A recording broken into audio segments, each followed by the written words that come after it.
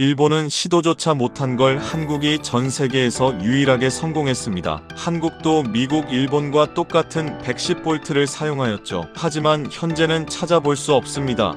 왜냐면 220V를 사용하기 때문입니다. 미국 의회에서 이렇게 말합니다. 어떻게 선진국 모방국인 한국 따위가 전환 성공을 한 겁니까? 한국에 이것을 알고 난 다음은 모두가 수긍을 할 수밖에 없는 것이죠. 220V의 교체로 뛰어난 효율을 갖추게 되었고, 정권이 바뀌고 IMF를 재난이 있었지만 한국은 포기하지 않고 완수하였습니다. 일본도 막대한 300조 원이라는 예산과 40년이 넘는 긴 시간 때문에 포기하였고, 그러한 이유로 미국 또한 실행하지 않았습니다. 하지만 한국은 그 모든 걸 감당하고 실행하였고, 끈질긴 집념으로 성공을 하였습니다. 그러므로 현재 인프라 구축으로 편리함을 가질 수 있었죠. 어떠한 이유로 미국과 일본도 포기한 220V 전환을 추진했을까요? 지금 충격적인 이야기를 시작하겠습니다. 시작하기 전 구독과 좋아요, 그리고 댓글로 한국을 응원해주세요. 저는 제 입으로 한국을 조작 국가라고 의심했습니다. 국제학회에서 한국 데이터를 거짓이라 단정했고,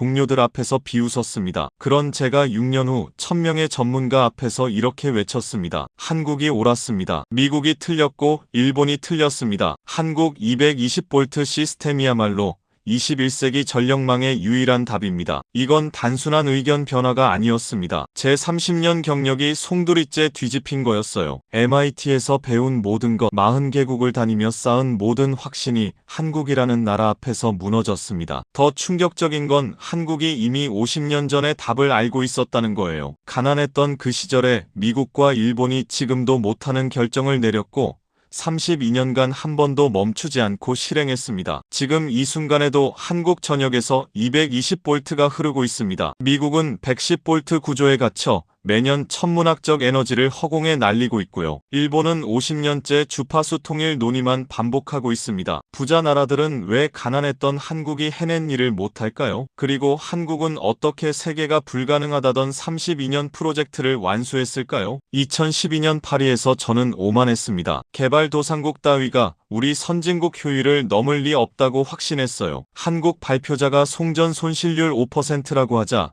데이터 조작을 의심했습니다. 옆에 앉은 일본 도쿄대학 교수는 비웃으며 말했죠. 한국은 우리 기술 배워간 나라인데 우리보다 나을 리 없다고요. 저도 고개를 끄덕였습니다. 당연하다고 생각했으니까요. 그런데 6년 후 베를린 국제에너지학회 연단에 선 저는 완전히 다른 말을 하고 있었습니다. 한국을 무시했던 제가 틀렸습니다. 한국은 배우는 나라가 아니라 가르치는 나라였습니다. 안녕하세요. 저는 국제에너지기구 수석 전력망 분석관 데이비드 톰슨입니다. 저는 MIT에서 전기공학 박사 학위를 받았고 30년간 40개국 전력 시스템을 평가해 왔습니다. 미국 에너지부 자문위원을 지냈고 유럽연합 전력망 현대화 프로젝트에 참여했어요. 세계 어느 나라 전력 시스템이든 일주일이면 파악할 수 있다는 자신감이 있었습니다. 그런 제가 한국 앞에서 완전히 무릎을 꿇었어요. 2012년 봄 파리 국제에너지 컨퍼런스 아시아 전력망 효율성 패널 토론에서 한국 발표자가 이상한 숫자를 내놓았어요. 송전 손실률 4.8%라고요. 저는 즉시 손을 들었습니다. 측정 방식이 잘못된 거 아니냐고 물었죠. 미국이 17%이고 일본이 15%인데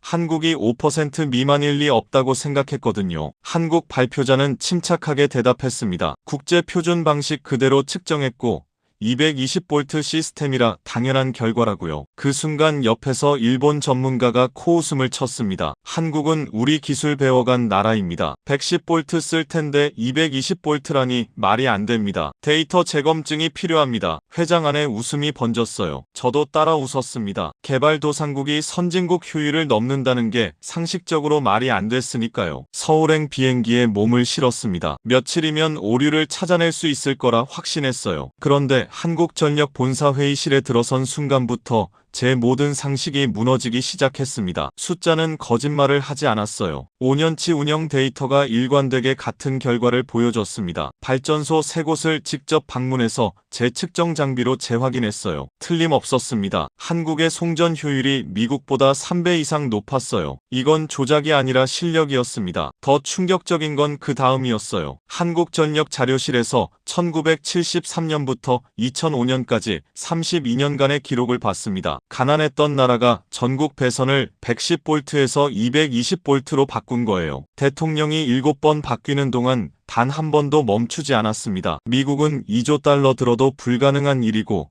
일본은 50년째 논의만 하는 일을 한국이 해낸 겁니다. 저는 그제야 깨달았어요. 한국을 무시한 건 제 무지였다고요. 6년 후 베를린 학회 연단에서 저는 1000명 앞에서 고백했습니다. 한국이 옳았고 우리가 틀렸다고요. 그리고 개인 블로그에 공개 사과문을 올렸어요. 지금부터 그 6년간의 이야기를 들려드리겠습니다. 오만이 어떻게 무너졌는지, 한국이라는 나라가 얼마나 대단한지 말입니다. 2012년 3월 8일은 봄비가 내리고 있었습니다. 센강변 국제회의장으로 들어서면서 저는 기분이 좋았어요. 이번 컨퍼런스는 제게 특별한 의미가 있었거든요. 국제에너지기구를 대표해서 아시아 전력망 효율성 연구 결과를 발표하는 자리였습니다. 회의장에는 60개국에서 온 전문가 300명이 모여 있었어요. 유럽 각국 에너지부 관계자들, 미국 전력연구소 연구원들, 일본 도쿄대학 전력연구소 교수들이 참석했습니다. 오후 2시부터 아시아 전력망 패널 토론이 시작됐습니다. 저는 패널 좌장을 맡았어요. 옆에는 일본 도쿄대학 전력연구소 소장인 다나카 교수가 앉았습니다. 그는 일본 전력 시스템 설계에 40년간 참여한 전설적인 인물이었어요. 중국과 인도 발표가 먼저 진행됐습니다. 전력 부족 문제를 해결하기 위해 발전소를 늘리고 있다는 예상 가능한 내용이었죠. 그 다음이 한국 차례였습니다. 한국전력 소속 엔지니어가 연단에 올라왔어요. 40대 중반으로 보이는 남성이었습니다. 그는 한국전력 시스템 개요를 설명하기 시작했습니다. 발전 용량,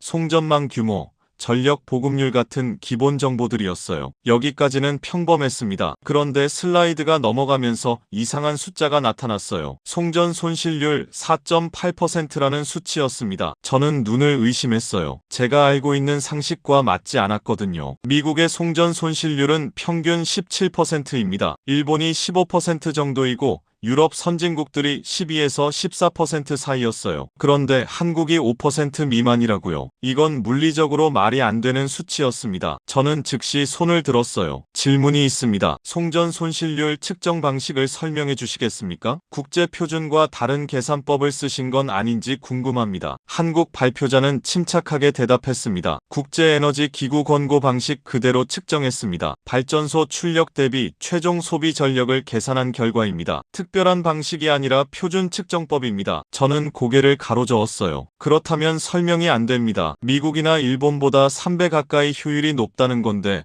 어떻게 가능한 겁니까? 한국 발표자가 다음 슬라이드로 넘어갔습니다. 저희는 220V 시스템을 사용합니다. 1973년부터 2005년까지 전국 전압을 110볼트에서 220볼트로 전환했습니다. 전압이 높으면 같은 전력을 보낼 때 전류가 절반으로 줄어들고 손실은 4분의 1로 감소합니다. 물리법칙입니다. 그 순간 옆에 앉아있던 다나카 교수가 웃음을 터뜨렸어요. 잠깐만요. 한국이 220볼트를 쓴다고요? 그건 처음 듣는 이야기인데요. 한국은 우리 일본 기술을 많이 배워간 나라입니다. 당연히 110볼트를 쓸 텐데 220볼트라니 이상합니다. 데이터를 다시 확인해 보시는 게 좋겠습니다. 회의장에 웃음이 번졌습니다. 참석자들이 고개를 끄덕이며 다나카 교수 의견에 동조했어요. 저도 그렇게 생각했습니다. 한국이 일본과 다른 전압 체계를 쓴다는 게 말이 안 됐거든요. 일본은 메이지 시대부터 전기를 도입했고 한국은 일제 강점기를 거쳤습니다. 당연히 일본 시스템을 따라갔을 거라고 생각했어요. 게다가 개발도상국이 선진국보다 효율이 높다는 건 상식에 맞지 않았습니다. 한국 발표자는 더 이상 반박하지 않았습니다. 그저 조용히 자료를 보여줄 뿐이었어요. 1973년 전압전환 결정 문서,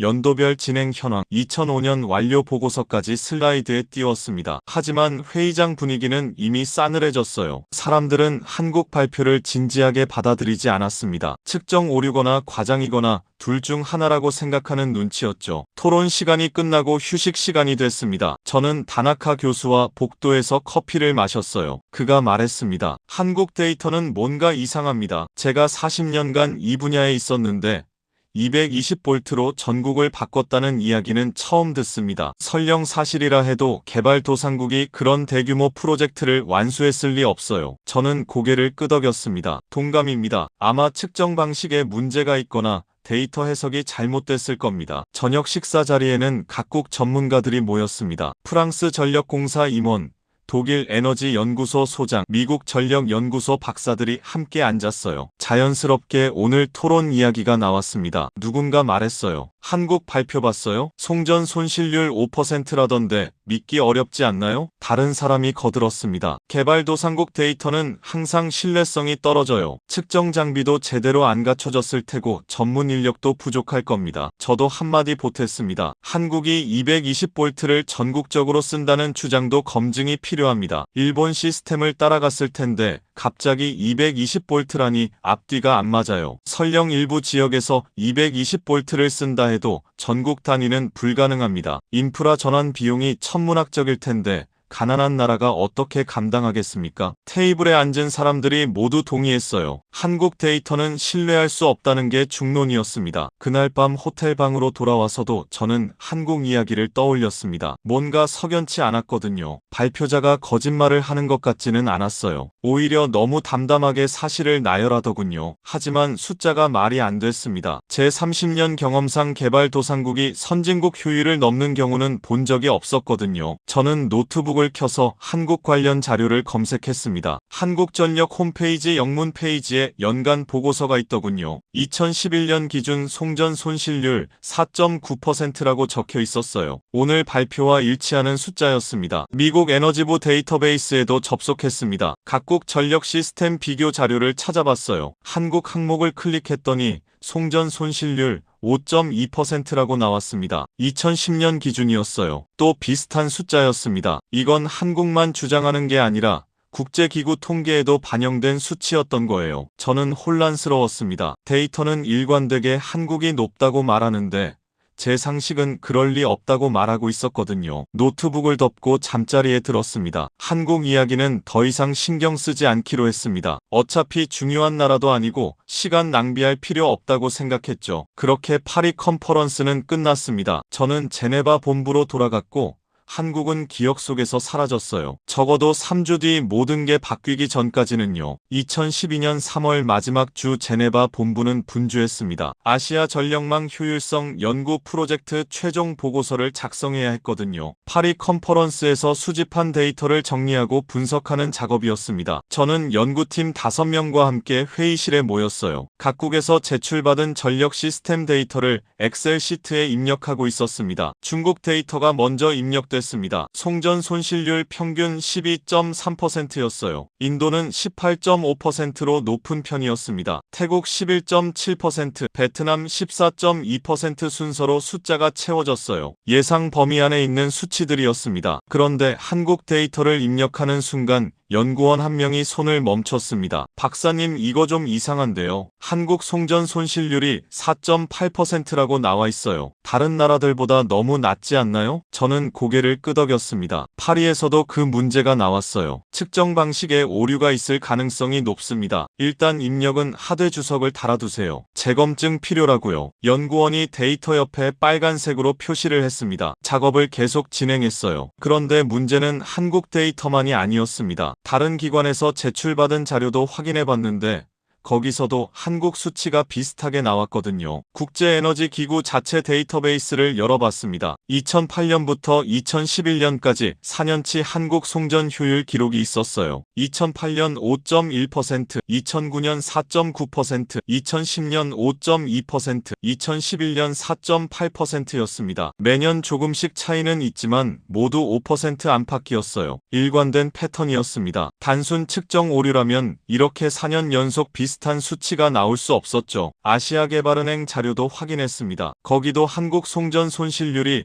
5.3%로 기록되어 있었어요. 세계은행 인프라 데이터베이스도 마찬가지였습니다. 한국 5.0%라고 나왔습니다. 세계 국제기구가 각각 다른 방식으로 측정했는데 결과가 모두 비슷했던 겁니다. 이건 우연이라고 보기 어려웠어요. 저는 팀원들에게 말했습니다. 한국 데이터를 좀 더 파봐야겠습니다. 세 군데 기관 자료가 일치한다는 건 뭔가 이유가 있다는 거예요. 측정 오류라고 단정하기 전에 확인이 필요합니다. 팀원 중 한 명이 물었어요. 그럼 한국전력에 직접 연락해서 원본 데이터를 요청할까요? 저는 고개를 저었습니다. 그것보다는 직접 가서 보는 게 낫겠어요. 현장에서 측정 방식을 확인하고 장비도 점검해야 합니다. 회의가 끝나고 저는 상사 사무실을 찾아갔습니다. 국제에너지기구 아시아 담당 국장인 피터 앤더슨이었어요. 그는 20년 넘게 에너지 정책을 다뤄온 베테랑이었습니다. 저는 한국 데이터 이상 징후를 설명했어요. 여러 기관 자료가 일치하는데 우리 상식과 안 맞으니 현장 검증이 필요하다고 했습니다. 피터 국장은 난색을 표했습니다. 데이비드, 그거 시간 낭비 아닐까요? 한국이 선진국보다 효율 높을 리 없잖아요. 측정 장비 문제거나 계산 실수일 겁니다. 굳이 출장 갈 필요 있나요? 저는 설득했습니다. 학술적 엄밀성 때문입니다. 우리가 보고서에 한국 데이터가 틀렸다고 쓰려면 근거가 있어야 해요. 직접 확인하지 않고 추측만으로 판단하면 나중에 문제가 될 수 있습니다. 피터 국장 이 한숨을 쉬었습니다. 알겠어요. 그럼 일주일만 다녀오세요. 더 길면 예산 문제가 생깁니다. 저는 고개를 끄덕였어요. 충분합니다. 며칠이면 오류를 찾아낼 수 있을 겁니다. 그렇게 서울 출장이 결정됐습니다. 저는 4월 둘째 주 항공권을 예약했어요. 한국전력에도 이메일을 보냈습니다. 국제에너지기구 공식 실사 방문이라고 통보했죠. 일주일 뒤 인천행 비행기에 올랐습니다. 12시간 비행이었어요. 창가 자리에 앉아서 노트북을 펼쳤습니다. 한국전력 시스템 관련 자료를 다시 훑어봤어요. 발전 용량,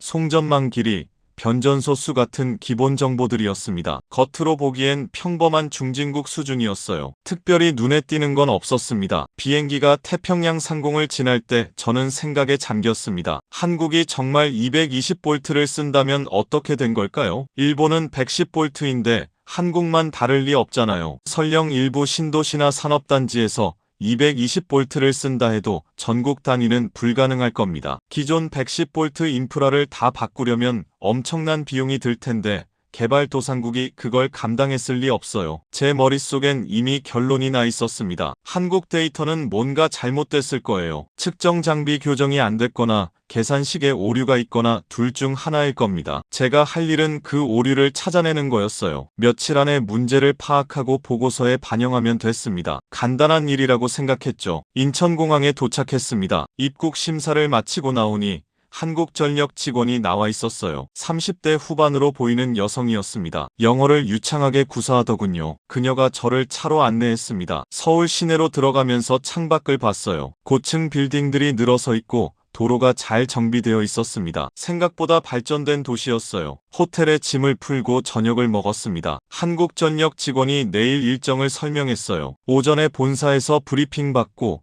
오후에 발전소 방문 예정이라고 했습니다. 저는 고개를 끄덕였습니다. 측정 장비도 직접 확인할 수 있냐고 물었어요. 그녀가 대답했습니다. 물론입니다. 원하시는 모든 자료와 장비를 보여드리겠습니다. 그날 밤 호텔 방에서 잠들기 전 저는 확신했습니다. 내일이면 한국 데이터의 문제점을 찾아낼 거예요. 며칠 안에 보고서를 마무리하고 제네바로 돌아가면 됩니다. 한국은 그저 확인 절차일 뿐이었어요. 중요한 나라가 아니었습니다. 그렇게 생각하며 눈을 감았습니다. 다음 날 아침 모든 게 바뀔 줄은 꿈에도 몰랐어요. 다음 날 아침 서울 날씨는 맑았습니다. 호텔 조식을 먹고 한국전력 본사로 향했어요. 삼성동에 위치한 고층 건물이었습니다. 12층 회의실에 들어서니 기술본부 임원 3명과 엔지니어 5명이 저를 기다리고 있었어요. 기술본부장이 악수를 청했습니다. 환영합니다. 톰슨 박사님. 저희 시스템을 상세히 보여드리겠습니다. 프레젠테이션이 시작됐습니다. 한국전력망 개요가 나왔어요. 발전소 59곳, 송전 선로 총연장 32,000km, 변전소 760개소였습니다. 규모 자체는 중진국 수준이었어요. 다음 슬라이드로 넘어갔습니다. 발전 원별 비중이 나왔고요. 석탄 40%, 원자력 30%, 천연가스 20%였습니다. 여기까지는 평범했어요. 그 다음 슬라이드에서 저는 멈췄습니다. 송전 효율 데이터였어요. 2011년 기준 송전 손실률 4.8%라고 크게 표시되어 있었습니다. 저는 손을 들었어요. 잠깐만요. 이 수치를 어떻게 측정했는지 구체적으로 설명해 주세요. 엔지니어가 다음 슬라이드를 띄웠습니다. 발전소마다 출력 계량기가 설치되어 있고 변전소마다 유입 전력을 측정한다고 했어요. 최종 소비자 단계에서도 계량이 이루어지고요. 저는 고개를 갸우뚱했습니다. 계량기 정확도는 어떻게 되죠? 엔지니어가 대답했습니다. 국제 표준 0.2급 정밀도입니다. 독일제 장비를 씁니다. 저는 노트에 메모를 했어요. 독일제 장비면 신뢰도는 문제 없을 겁니다. 그렇다면 계산 방식이 문제일까요? 계산식을 보여주실 수 있나요? 화면에 수식이 나왔어요. 완전히 표준 공식이었습니다. 그렇다면 대체 뭐가 다른 걸까요? 미국은 17%, 일본은 15%인데 한국만 5% 미만이라는 게 이해가 안 됐어요. 제가 다시 물었습니다. 혹시 송전거리가 짧아서 그런 건 아닙니까? 한국은 국토가 작으니까요. 엔지니어가 고개를 저었어요. 그것만으로는 설명이 안 됩니다. 진짜 이유는 따로 있어요. 그가 다음 슬라이드를 띄웠습니다. 화면에 큰 글씨가 나타났어요. 220V 시스템이라고요. 엔지니어가 설명을 시작했습니다. 한국은 1973년부터 2005년까지 32년에 걸쳐 전국 전압을 110V에서 220V로 전환했습니다. 현재 모든 가정과 상업시설이 220V를 사용하고 있어요. 이게 송전 효율을 높인 결정적 요인입니다. 저는 손을 들었어요. 잠깐만요. 전국을 다 바꿨다고요? 어떻게 그게 가능합니까? 기술본부장이 답했습니다. 쉽지 않은 작업이었습니다. 하지만 국가 차원에서 결정했고 32년간 멈추지 않고 실행했어요. 대통령이 7번 바뀌는 동안에도 프로젝트는 계속됐습니다. 저는 믿기지 않았어요. 미국도 못하는 일을 한국이 했다고요? 엔지니어가 계속 설명했습니다. 물리적으로 전압이 2배 높아지면 같은 전력을 보낼 때 전류는 절반으로 줄어듭니다. 손실이 4분의 1로 감소하는 거죠. 물리법칙입니다. 저는 냉정을 되찾으려 애썼습니다. 데이터를 직접 확인해야겠어요. 발전소 현장에 가서 측정 장비로 재검증하고 싶습니다. 기술본부장이 웃으며 말했어요. 당연히 그러셔야죠. 오후에 경기도 발전소 3곳을 방문하실 수 있습니다. 점심 식사를 마치고 차를 타고 발전소로 향했습니다. 첫 번째는 화력발전소였어요. 발전소 관제실로 들어갔습니다. 벽면 가득 모니터가 설치되어 있었고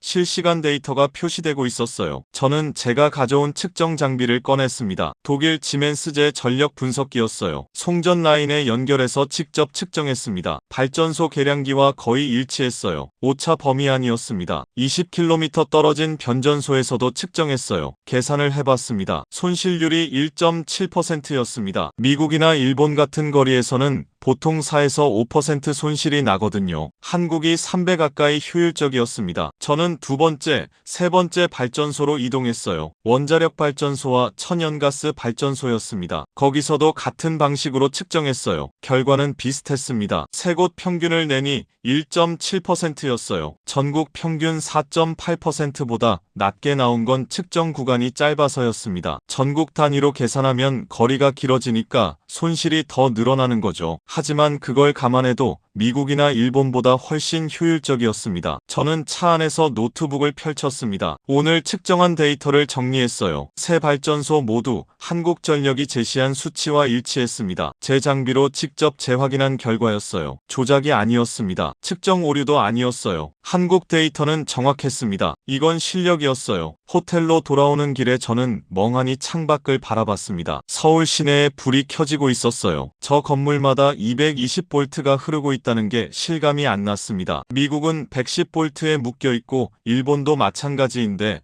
한국만 다른 길을 간 거예요. 호텔 방에 들어가서 샤워를 했습니다. 물을 맞으며 생각했어요. 내일 한국전력 자료실에 가서 1973년부터 2005년까지 기록을 봐야겠다고요. 32년짜리 프로젝트가 어떻게 진행됐는지 알아야 했습니다. 숫자는 확인했어요. 이제 그 뒤에 숨은 이야기를 알아야 했습니다. 왜 한국은 불가능한 일을 해냈을까요? 미국과 일본은 왜 못했을까요? 그 답을 찾고 싶었습니다. 다음 날 아침 일찍 한국전력 본사 자료실로 향했습니다. 지하 1층 아카이브실이었어요. 자료실 담당자가 저를 안내했습니다. 무엇을 찾으시나요? 저는 대답했어요. 1973년부터 2005년까지 전압전환 프로젝트 관련 모든 기록을 보고 싶습니다. 담당자가 서가 쪽으로 걸어갔어요. 그가 돌아왔을 때 손에는 상자 여러 개가 실린 카트가 있었습니다. 연도별로 정리된 문서처리였어요. 32년치 기록이었습니다. 저는 테이블에 앉아서 첫 번째 상자를 열었어요. 1973년 문서들이었습니다. 한글로 되어 있었지만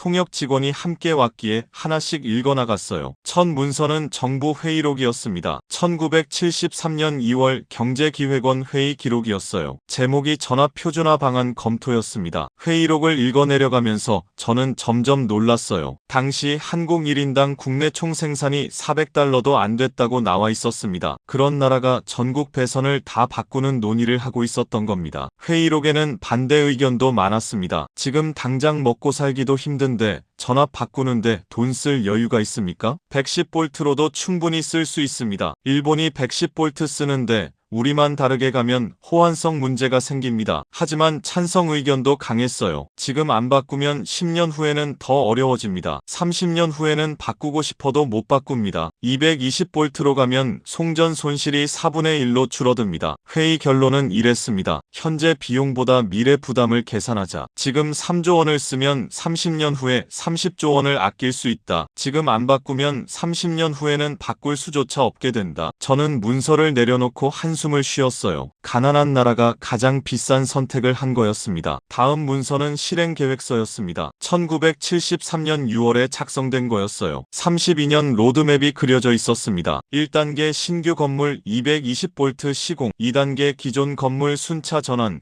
3단계 농촌 지역 전환, 4단계 최종 마무리였어요. 32년짜리 계획을 그렇게 세밀하게 짰던 겁니다. 저는 연도별 문서를 계속 넘겼습니다. 1979년 문서에서 손이 멈췄어요. 그해 10월 박정희 대통령이 서거했습니다. 정치적 격변이었죠. 하지만 11월 회의록을 보니 전압 전환 사업은 계속 진행한다고 나와 있었습니다. 정권이 바뀌어도 국가 인프라 사업은 멈출 수 없다는 게 이유였어요. 1980년대 문서들을 펼쳤습니다. 경제가 어려웠던 시기였어요. 회의록마다 예산 부족 이야기가 나왔습니다. 하지만 결론은 항상 같았어요. 어렵더라도 계속한다. 지금 멈추면 지금까지 투자가 물거품이 된다. 1987년 민주화 이후에도 마찬가지였습니다. 노태우 정권으로 바뀌었지만 프로젝트는 흔들리지 않았어요. 1990년대 문서가 더 흥미로웠습니다. 실제 현장 작업 기록이 나왔거든요. 한 집을 전환하는데 평균 3일이 걸렸다고 나와 있었습니다. 벽을 뜯고 천장을 열고 배선을 교체했어요. 주민들 불만도 많았다고 적혀 있었습니다. 왜 멀쩡한 전기를 바꾸냐는 항의가 빗발쳤대요. 작업자 수기도 있었습니다. 명절에도 쉬지 못했습니다. 공장은 조업을 멈출 수 없으니 설이나 추석에 작업했어요. 하지만 우리는 나라를 위해 일한다는 자부심이 있었습니다. 30년 후 대한민국이 이 선택을 고맙게 여길 거라 믿었습니다. 저는 그 대목에서 목이 메었어요. 1997년 문서에서 또 손이 멈췄습니다. 외환위기가 터진 해였어요.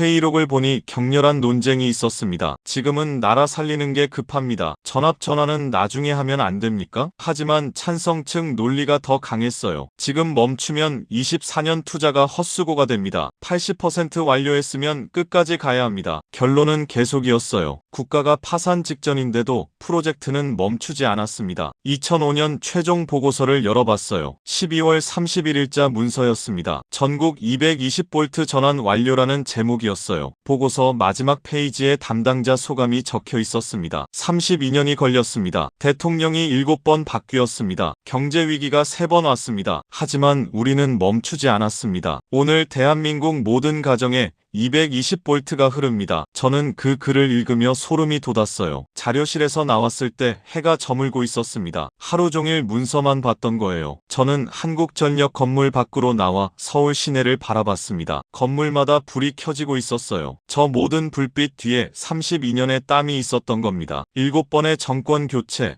3번의 경제 위기를 견디고 만든 결과였어요. 저는 그제야 이해했습니다. 한국이 미국과 일본을 넘어선 건 기술 때문이 아니었어요. 미래를 계산하는 능력 때문이었습니다. 현재 비용보다 미래 부담을 먼저 본 거예요. 지금 안 하면 영원히 못 한다는 걸 알았던 겁니다. 그래서 가난해도 가장 비싼 선택을 했어요. 미국은 왜 못했을까요? 일본은 왜 못했을까요? 저는 이제 알았습니다. 그들은 이미 너무 많이 깔아놓았어요. 19세기부터 쌓인 110V 인프라가 족쇄가 된 겁니다. 먼저 성공한 나라가 오히려 미래에 묶인 거예요. 한국은 달랐습니다. 늦게 시작했기에 자유로웠어요. 그 자유를 낭비하지 않았습니다. 저는 호텔로 돌아와 노트북을 켰습니다. 제네바 본부에 보낼 보고서를 쓰기 시작했어요. 제목을 정했습니다. 한국 220V 시스템 세계 최우수 전력 인프라 사례 연구였습니다. 파리에서 한국을 비웃었던 제가 이제는 한국을 최고라고 쓰고 있었어요. 제네바로 돌아온 저는 2주 동안 보고서 작성에 매달렸습니다. 한국에서 수집한 모든 데이터를 정리했어요. 발전소 측정 결과,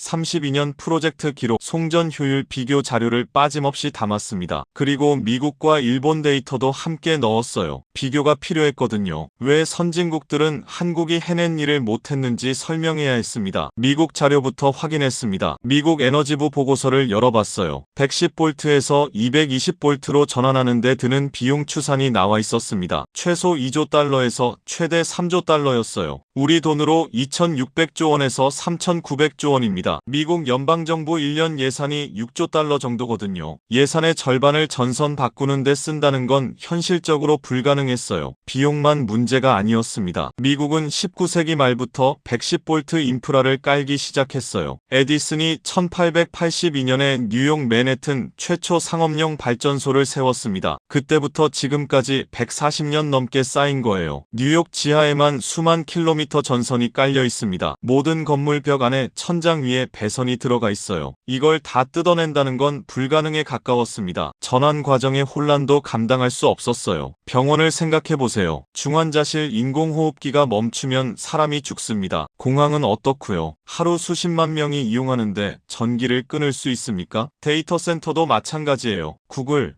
아마존, 마이크로소프트 서버가 멈추면 인터넷 전체가 마비됩니다. 경제가 멈춰요. 정치적으로도 불가능했습니다. 대통령이 전국 배선 바꾸자고 하면 선거에서 집니다. 일본은 더 복잡했습니다. 전압 문제만 있는 게 아니었거든요. 주파수까지 분열되어 있었어요. 도쿄를 포함한 동쪽 지역은 50Hz를 쓰고 오사카를 포함한 서쪽 지역은 60Hz를 씁니다. 메이지 시대에 독일과 미국에서 각각 다른 발전기를 들여온 게 지금까지 이어지고 있는 거예요. 2011년 동일본 대지진 때 이 문제가 터졌습니다. 후쿠시마 원전이 멈추면서 동쪽 전력이 부족해졌는데 서쪽에서 전기를 빌려올 수가 없었어요. 주파수가 달라서요. 일본 정부도 통일하려고 했습니다. 50년째 논의 중이에요. 하지만 아직도 결론이 안 났습니다. 비용도 문제지만 지역 간 이해관계가 복잡하거든요. 누가 비용을 부담하느냐, 어느 쪽 주파수로 통일하느냐 합의가 안 됩니다. 일본 경제산업성 보고서를 봤어요. 전국 주파수 통일에 900조 원 이상 든다고 나와 있었습니다. 전압까지 바꾸면 비용이 2배로 뛴다고 했어요. 저는 깨달았습니다. 미국과 일본은 너무 일찍 성공한 대가를 치르고 있는 거였어요. 선발주자의 저주였습니다. 먼저 깔았기 때문에 오히려 바꿀 수가 없게 된 겁니다. 인프라가 자산이 아니라 족쇄가 된 거예요. 한국은 정반대였습니다. 늦게 시작했기 때문에 선택지가 있었어요. 깔린 게 별로 없으니까 마음대로 설계할 수 있었습니다. 보고서에 이렇게 썼습니다. 한국의 220V 시스템은 단순한 기술 선택이 아니다. 국가가 미래를 어떻게 대하느냐의 차이다. 미국과 일본은 현재에 묶여 있다. 한국은 미래를 먼저 깔아버렸다. 이것이 선진국과 후발주자의 역설이다. 먼저 간 나라가 갇히고 늦게 온 나라가 자유로워진다. 보고서를 완성하고 피터 국장에게 제출했습니다. 일주일 뒤 국장이 저를 불렀어요.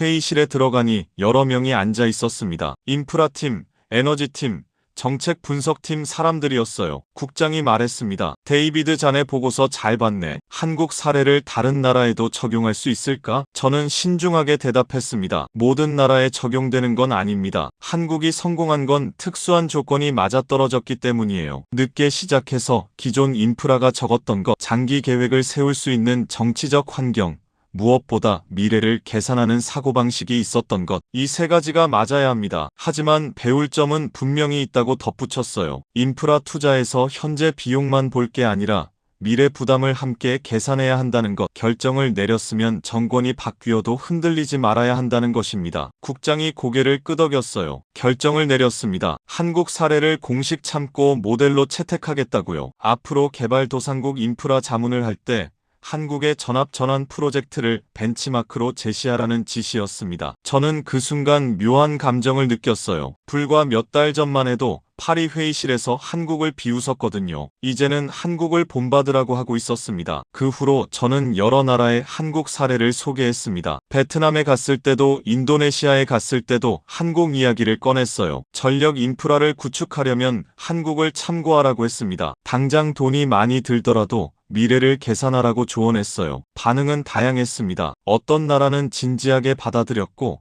어떤 나라는 우리 사정이 다르다며 거절했어요. 2015년 놀라운 일이 벌어졌습니다. 국제에너지기구 내부 회의에서 한국이 화제가 됐어요. 누군가 질문했습니다. 한국 송전 효율이 계속 세계 최고 수준인데 우리가 뭔가 배워야 하는 거 아닙니까? 다른 사람이 거들었어요. 한국전력 관계자를 초청해서 세미나를 열면 어떨까요? 저는 그 순간 파리 컨퍼런스를 떠올렸습니다. 3년 전 한국 발표자를 비웃던 바로 그 사람들이 이제는 한국에게 배우자고 하고 있었어요. 한국은 더 이상 무시당하는 나라가 아니었습니다. 적어도 국제에너지기구에서는요. 한국은 배워야 할 대상이 됐어요. 따라잡아야 할 모델이 됐습니다. 2012년 회의실에서 비웃음을 샀던 그 나라가 이제는 교과서가 된 거예요. 세상은 이렇게 바뀌는 거구나 싶었습니다. 편견은 숫자 앞에서 무너지고 실력은 결국 인정받게 됩니다. 2016년 봄 저는 특별한 제안을 받았습니다. 유럽연합 에너지 정책 자문위원회에서 연락이 왔어요. 독일이 전력망 현대화 프로젝트를 추진 중인데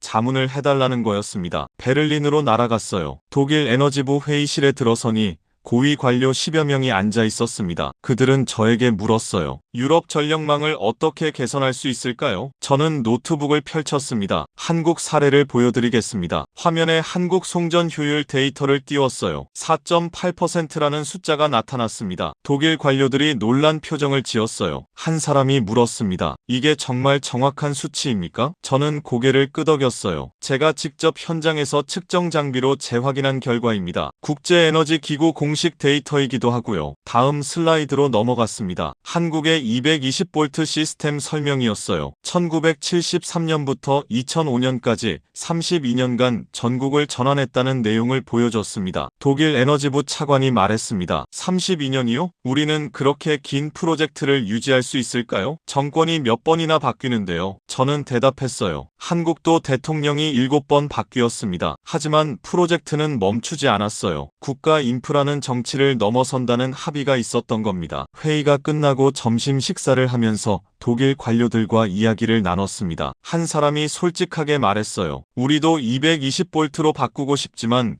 현실적으로 불가능합니다. 이미 깔린 게 너무 많아요. 베를린만 해도 100년 넘은 건물이 수두룩합니다. 전부 뜯어낼 수 없어요. 저는 고개를 끄덕였습니다. 그게 바로 선발주자의 저주입니다. 한국은 늦게 시작했기 때문에 자유로웠어요. 베를린에서 돌아온 뒤 저는 생각했습니다. 한국 사례를 더 많은 사람에게 알려야겠다고요. 학술 논문을 쓰기로 했어요. 2017년 국제에너지 저널에 논문을 투고했습니다. 제목은 후발주자의 역설 한국 220V 시스템이 주는 교훈이었어요. 논문 심사를 통과하고 게재됐습니다. 반응이 뜨거웠어요. 세계 각국 에너지 전문가들이 인용하기 시작했습니다. 2018년 초 더 큰 기회가 왔습니다. 베를린 국제에너지 학회에서 기조연설 초청을 받았어요. 이 학회는 3년마다 열리는 세계 최대 에너지 컨퍼런스였습니다. 60개국에서 1000명 넘는 전문가가 참석하는 자리였어요. 저는 흔쾌히 수락했습니다. 한국 이야기를 제대로 해야겠다고 생각했거든요. 2018년 6월 베를린 컨벤션 센터는 사람들로 가득 찼습니다. 대형 강당에 1000개 좌석이 빈틈없이 채워졌어요. 유럽 각국 에너지부 장관들, 미국 전력연구소 소장, 일본 도쿄대학 교수들이 앉아 있었습니다. 파리 컨퍼런스에서 한국을 비웃었던 다나카 교수도 보였어요. 저는 연단에 올랐습니다. 마이크를 잡고 청중을 바라봤어요. 여러분, 오늘 저는 한국에 대해 이야기하겠습니다. 6년 전 저는 한국을 무시했습니다. 개발도상국이 선진국 효율을 넘을 리 없다고 확신했어요. 하지만 저는 틀렸습니다. 완전히 틀렸습니다. 한국은 배우는 나라가 아니라 가르치는 나라였습니다. 강당이 조용해졌어요. 사람들이 집중하기 시작했습니다. 저는 한국 송전 효율 데이터를 화면에 띄웠습니다. 4.8% 숫자가 크게 나타났어요. 이것은 세계 최고 수준입니다. 미국의 3분의 1 수준이고 일본의 3분의 1 수준입니다. 어떻게 가능했을까요? 한국은 1973년에 결정을 내렸습니다. 전국을 220V로 바꾸겠다고요. 당시 한국은 세계 최빈국 중 하나였습니다. 하지만 미래를 계산했어요. 다음 슬라이드로 넘어갔습니다. 32년 프로젝트 타임라인이 나왔어요. 저는 설명했습니다. 대통령이 7번 바뀌었습니다. 경제 위기가 3번 왔습니다. 하지만 한국은 멈추지 않았어요. 왜 그랬을까요? 그들은 지금 안 하면 시작하면 영원히 못한다는 걸 알았기 때문입니다. 미국과 일본을 보세요. 그들은 110V에 묶여 있습니다. 바꾸고 싶어도 못 바꿔요. 이미 너무 많이 깔았거든요. 저는 미국과 일본 데이터를 보여줬습니다. 미국 전환 비용 2조 달러. 일본 전환 비용 900조 원이라는 숫자가 나왔어요. 선발주자의 저주입니다. 먼저 성공한 나라가 오히려 미래의 가치입니다. 한국은 늦게 시작했기에 자유로웠어요. 그 자유를 낭비하지 않았습니다. 가장 효율적인 시스템을 처음부터 깔아버린 겁니다. 마지막 슬라이드를 띄웠습니다. 결론이었어요. 220V는 숫자가 아닙니다. 국가가 미래를 어떻게 대하느냐의 차이입니다. 현재만 보는 나라는 구조에 묶입니다. 미래를 계산하는 나라는 자유로워집니다. 한국은 자유로워졌고 우리는 묶여 있습니다. 이것이 제가 6년간 한국을 연구하며 배운 교훈입니다. 30분 발표가 끝났습니다. 박수가 터져 나왔어요. 질의응답 시간이 됐습니다. 손이 여러 개 올라갔어요. 프랑스 에너지부 국장이 물었습니다. 유럽도 한국 모델을 적용할 수 있을까요? 저는 대답했어요. 신규 인프라에는 가능합니다. 하지만 기존 시스템 전환은 어렵습니다. 유럽은 이미 너무 많이 깔았거든요. 독일 전력연구소 소장이 질문했습니다. 한국 성공의 핵심 요인이 뭡니까? 저는 세 가지를 꼽았어요. 첫째, 장기적 관점. 둘째, 정치적 일관성. 셋째, 미래 부담 계산 능력입니다. 한국은 32년을 내다봤어요. 우리는 4년 임기만 봅니다. 그게 차이입니다. 질의응답이 끝나고 사람들이 몰려왔습니다. 명함을 주고받았어요. 베트남 에너지부 차관이 말했습니다. 우리나라도 한국처럼 하고 싶습니다. 자문해 주시겠습니까? 인도네시아 전력공사 사장도 같은 제안을 했어요. 저는 흔쾌히 수락했습니다. 한국 모델을 더 많은 나라에 전파하고 싶었거든요. 학회가 끝나고 저는 다나카 교수를 만났습니다. 6년 전 파리에서 한국을 비웃었던 그 사람이었어요. 그가 먼저 말을 걸었습니다. 톰슨 박사님, 오늘 발표 인상 깊었습니다. 저도 한국을 잘못 봤던 것 같습니다. 저는 미소를 지었어요. 저도 마찬가지였습니다. 우리 모두 한국 앞에서 겸손해져야 합니다. 그날 밤 호텔방에서 저는 노트북을 켰습니다. 개인 블로그에 글을 쓰기 시작했어요. 제목은 내가 한국을 오해했던 6년이었습니다. 2012년 파리에서 한국을 비웃었던 이야기부터 시작했어요. 서울에서 데이터를 확인했던 순간 자료실에서 32년 기록을 본 충격,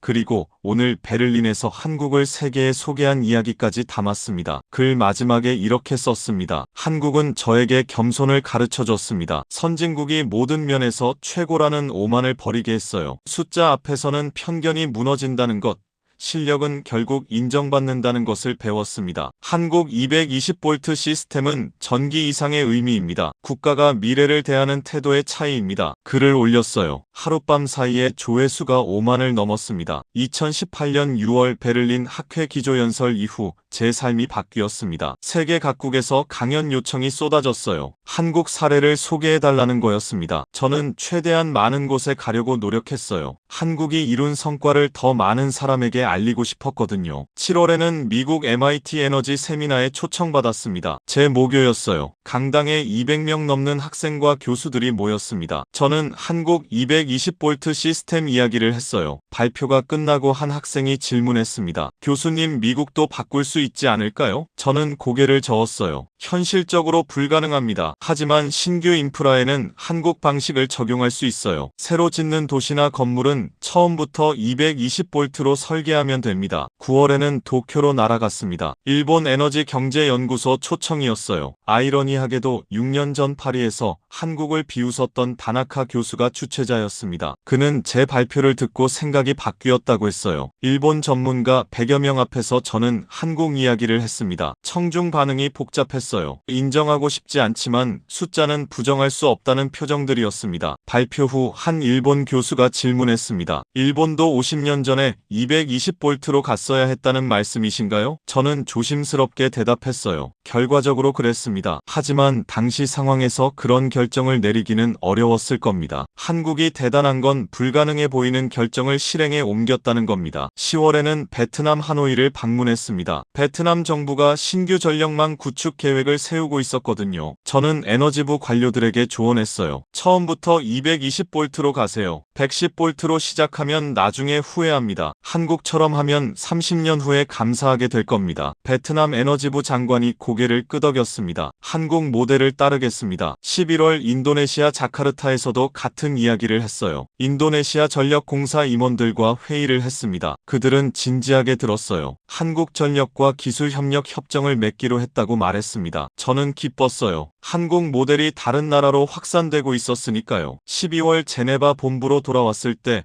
피터 국장이 저를 불렀습니다. 그가 말했어요. 데이비드 자네 덕분에 한국이 국제에너지기구 공식 벤치마크가 됐네. 유럽 5개국이 한국전력과 협력 협정을 맺었어. 개발도상국 10곳 이상이 한국 모델 도입을 검토 중이고 저는 대답했습니다. 제가 한 건 사실을 전달한 것뿐입니다. 한국이 스스로 증명했어요. 2019년 초 저는 특별한 결정을 내렸습니다. 개인 블로그에 올렸던 내가 한국을 오해했던 6년이라는 글을 확장하기로 했어요. 더 많은 사람에게 읽히게 하고 싶었거든요. 3개월 동안 원고를 다듬었습니다. 한국 출장 기록, 자료실에서 본 문서들, 세계 각국 강연 경험을 모두 담았어요. 5월 원고를 완성했습니다. 국제에너지저널의 특집 기사로 제출했어요. 편집장이 연락 왔습니다. 이번 호 커버 스토리로 싣겠다고 했어요. 제목은 220볼트 혁명 한국이 세계에 가르친 것이었습니다. 저널이 발간되자 반응이 폭발적이었어요. 전 세계 에너지 전문가들이 인용하기 시작했습니다. 6월 유럽연합 에너지 정책회의가 브뤼셀에서 열렸습니다. 저도 참석했어요. 회의 주제가 전력망 현대화 방안이었는데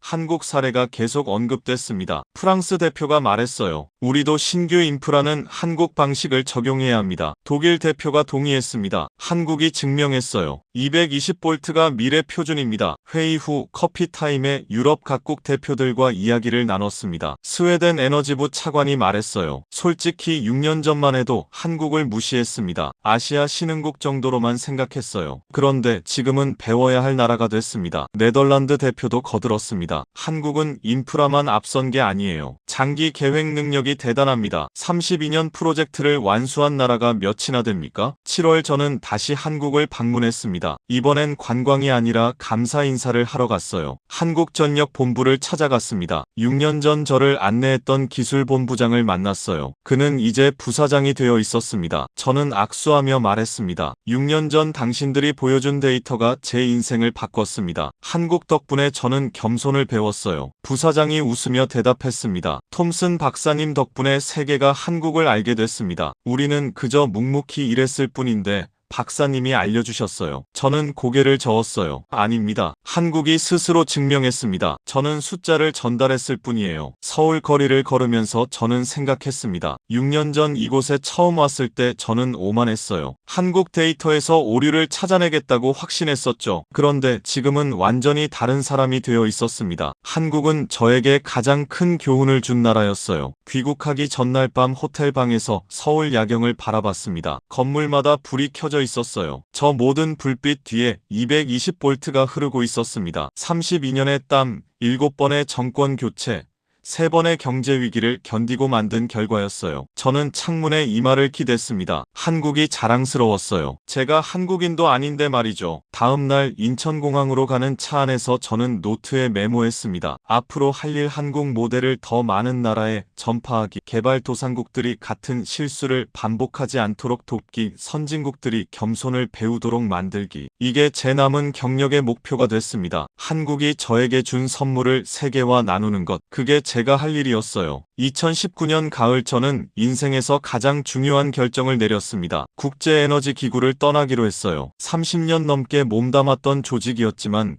이제는 다른 일을 하고 싶었습니다. 한국 모델을 전파하는 데 집중하고 싶었거든요. 독립 컨설턴트로 활동하기로 했어요. 피터 국장이 아쉬워했지만 축하해 주었습니다. 자네가 할 일이 더 크다네. 2020년 초 저는 개인 컨설팅 회사를 차렸습니다. 회사 이름은 퓨처 그리드 컨설팅이었어요. 미래 전력망이라는 뜻이었습니다. 첫 프로젝트는 필리핀 정부 자문이었어요. 필리핀이 신규 전력망을 구축하는데 한국 모델을 검토하고 싶다고 했습니다. 저는 마닐라로 날아가 3주간 머물렀어요. 필리핀 에너지부 관료들에게 한국 사례를 상세히 설명했습니다. 그들은 결정을 내렸어요. 신규 지역은 모두 220볼트로 간다고요. 한국전력과 기술협력 협정도 체결했습니다. 저는 뿌듯했어요. 또 하나의 나라가 한국길을 선택한 겁니다. 방글라데시, 미얀마, 캄보디아에서도 같은 요청이 왔어요. 저는 하나하나 방문해서 한국 이야기를 전했습니다. 이들 나라는 모두 220볼트를 선택했어요. 2021년 아프리카에서 연락이 왔습니다. 케냐 정부였어요. 동아프리카 전력망을 새로 구축하는데 자문이 필요하다고 했습니다. 저는 나이로비로 날아갔어요. 케냐 에너지부 장관을 만났습니다. 그는 솔직하게 말했어요. 우리는 가난합니다. 하지만 미래는 제대로 설계하고 싶어요. 한국처럼 할 수 있을까요? 저는 대답했습니다. 한국도 1973년엔 가난했습니다. 1인당 국민소득 400달러도 안 됐어요. 하지만 그들은 미래를 계산했습니다. 지금 제대로 깔면 50년 후가 편합니다. 지금 잘못 깔면 50년 후에도 고생합니다. 케냐 장관이 고개를 끄덕였어요. 220볼트로 가겠습니다. 케냐가 결정하자 탄자니아, 우간다, 르완다도 따라왔습니다. 2022년 중남미 순회 강연을 했습니다. 칠레, 페루, 콜롬비아를 돌며 한국 사례를 소개했어요. 각국 정부와 전력회사 임원들이 열심히 들었습니다. 칠레 에너지부 차관이 말했어요. 한국은 작은 나라지만 큰 교훈을 줍니다. 장기 계획의 힘을 보여줬어요. 콜롬비아 전력공사 사장도 동의했습니다. 우리도 한국처럼 30년을 내다보고 결정하겠습니다. 그해 말 놀라운 소식을 들었습니다. 유럽연합이 공식 정책을 발표했어요. 2025년부터 신규 건물은 모두 220볼트 표준을 권장한다는 내용이었습니다. 기존 110볼트 지역은 유지하되 새로 짓는 곳은 한국 방식을 따르겠다는 거였어요. 프랑스, 독일, 네덜란드가 먼저 시작했습니다. 저는 그 뉴스를 보며 눈물이 났어요. 한국 모델이 유럽 표준이 된 겁니다. 2023년 봄 MIT에서 연락이 왔습니다. 에너지 공학과 교과서를 개정하는데 한국 사례를 넣고 싶다고 했어요. 제 논문을 교재로 쓰고 싶다는 거였습니다. 저는 흔쾌히 승낙했어요. 미국 최고 대학에서 한국을 가르치게 된 겁니다. 하버드, 스탠퍼드, 옥스퍼드에서도 같은 요청이 왔어요. 한국 220볼트 시스템이 세계 공학 교육의 표준 사례가 됐습니다. 2024년 저는 한 가지 프로젝트를 시작했습니다. 책을 쓰기로 했어요. 제목은 220볼트 혁명이었습니다. 12년간의 경험을 모두 담기로 했어요. 2012년 파리에서 한국을 비웃었던 이야기부터 시작해서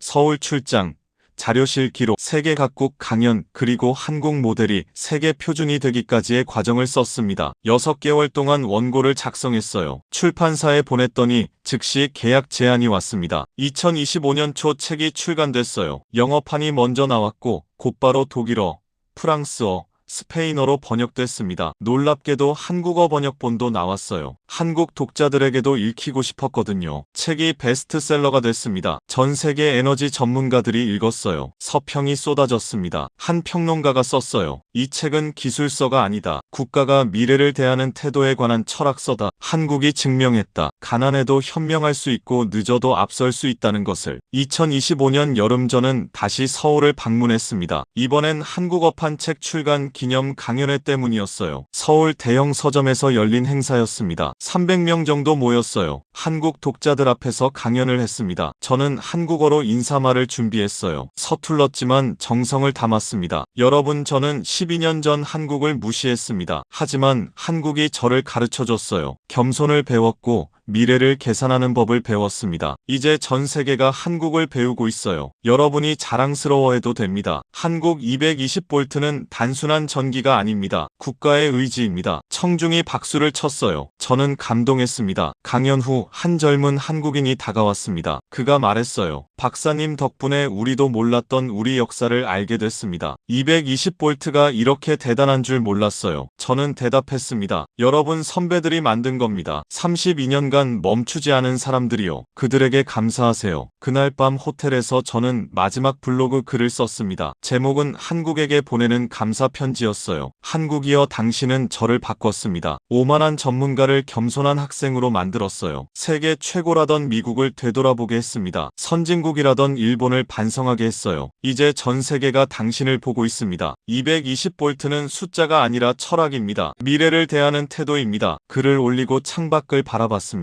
서울 야경이 아름다웠어요. 건물마다 불빛이 반짝였습니다. 저 모든 불빛이 220볼트로 켜지고 있었어요. 50년 전 결정, 32년 실행, 그리고 지금 이 순간까지 이어지는 한국의 선택이었습니다. 저는 조용히 말했어요. 고맙습니다, 한국. 당신이 세계를 가르쳤습니다. 2026년 1월 지금 이 순간에도 한국 전역에서 220볼트가 흐르고 있습니다. 미국은 여전히 110볼트에 묶여 있고요. 일본은 여전히 주파수 통일을 논의하고 있습니다. 하지만 세계는 바뀌고 있어요. 30개국 이상이 한국 모델을 채택했습니다. 유럽이 표준으로 삼았어요. MIT가 교과서에 실었습니다. 한국은 배우는 나라가 아니라 가르치는 나라가 됐습니다. 저는 이제 70세가 됐습니다. 은퇴를 생각할 나이예요. 하지만 아직 할 일이 남았습니다. 한국 이야기를 더 많이 전해야 해요. 후배 전문가들에게 가르쳐야 합니다. 겸손을 배우라고, 숫자를 믿으라고, 편견을 버리라고요. 그리고 무엇보다 한국에게 배우라고 말해야 합니다. 댓글로 한국을 응원해주세요.